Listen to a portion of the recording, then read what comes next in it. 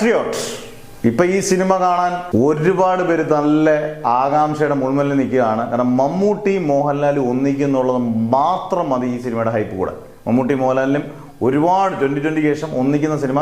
കുറച്ചുകൂടി ഇവർ രണ്ടുപേർക്ക് സ്ക്രീൻ സ്പേസ് ഉള്ള, രണ്ടുപേരുടെ കൂടുതൽ സീനുകളുള്ള സിനിമ. കുഞ്ചാക്കോവൻ, ഫഹദ് ഫാസിൽ, നയൻതാര, അങ്ങനെ താരനിബിഡമായ പടം.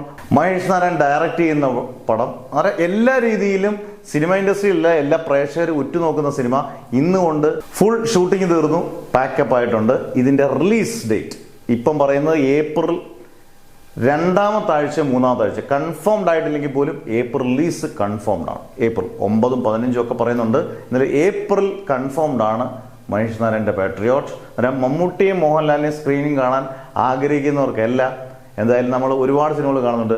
ഇത് ടിക്കറ്റ് എടുക്കുന്നുള്ള ഉറപ്പാണ്. ഒരു വമ്പൻ വിജയമാകട്ടെ, ഗംഭീര വിജയമാകട്ടെ, നല്ല കണ്ടന്റ് ആയിരിക്കട്ടെ, എല്ലാവർക്കും ഇഷ്ടപ്പെടുന്ന സിനിമ ആയിരിക്കട്ടെ. എന്നാലും ഏപ്രിൽ ഇതിന്റെ റിലീസ് 100% ഷുവറാണ്.